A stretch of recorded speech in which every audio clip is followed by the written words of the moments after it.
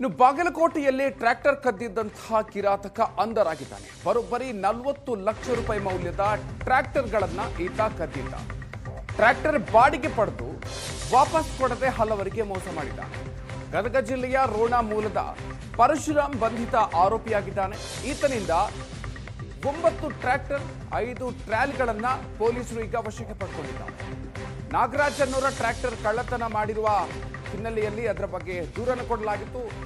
ಅದರ ತನಿಖೆಯನ್ನ ನಡೆಸಿದಂತ ಸಂದರ್ಭದಲ್ಲಿ ಇನ್ನಷ್ಟು ಪ್ರಕರಣ ಈಗ ಬಯಲಿಗೆ ಬಂದಿದೆ. ಬಾದಾಮಿ ಪೊಲೀಸರಿಂದ ಪರಶುರಾಮನ ತನಿಖೆ ಮುಂದುವರೆದಿದೆ, ವಿಚಾರಣೆ ಮುಂದುವರೆದಿದೆ. ಬಂಧಿತನಿಂದ 9 ಟ್ರ್ಯಾಕ್ಟರ್ 5 ಟ್ರಾಲಿಗಳನ್ನ ಪೊಲೀಸರು ವಶಕ್ಕೆ ಪಡ್ಕೊಂಡಿದ್ದಾರೆ.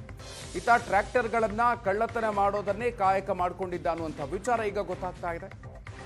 9 ಟ್ರ್ಯಾಕ್ಟರ್ಗಳನ್ನು ಈಗ ಆತನಿಂದ ವಶಕ್ಕೆ ಪಡ್ಕೊಳ್ಳಲಾಗಿದೆ. ಜೊತೆಗೆ 5 ಟ್ರಾಲಿಗಳು ಬಾಡಿಗೆಗೆ ಅಂತ ಪಡ್ಕೊಂಡು ಅದನ್ನ ಕೊಡದೆ ವಾಪಸ್ ಕೊಡದೆ ವಂಚನೆಯನ್ನು ಮಾಡ್ತಾ ಇದ್ದ.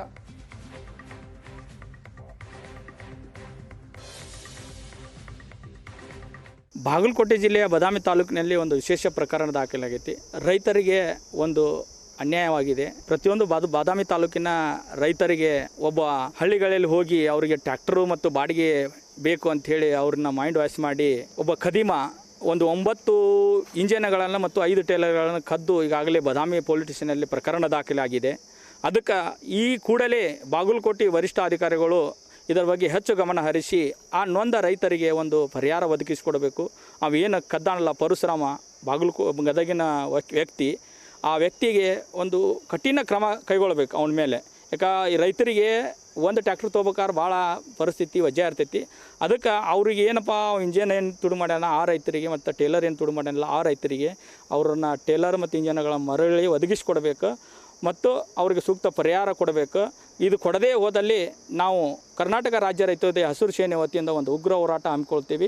ಪ್ರತಿಯೊಬ್ಬ ರೈತರಿಗೆ ಅನ್ಯಾಯ ಆಗಬಾರ್ದಂತ ನಮ್ಮದು ಒಂದು ಗುರಿ ಇರುತ್ತೆ.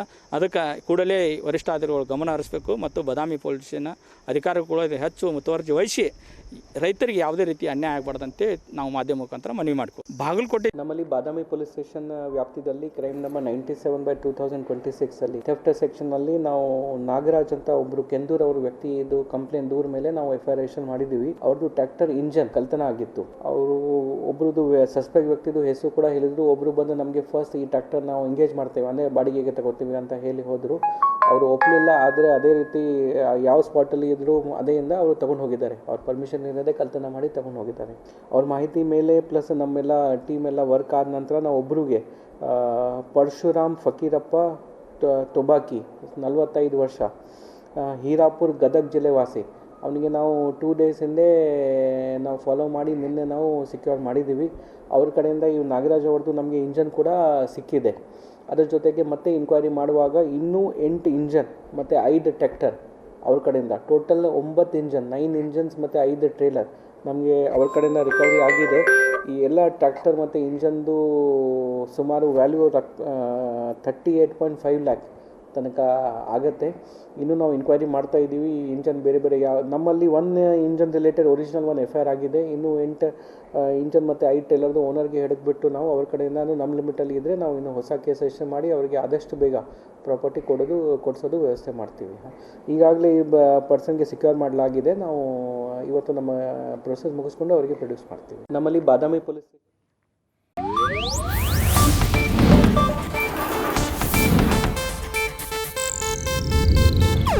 ಇದು ಏಷ್ಯಾನೆಟ್ ನ್ಯೂಸ್ ನೆಟ್ವರ್ಕ್ ಪ್ರಸ್ತುತಿ.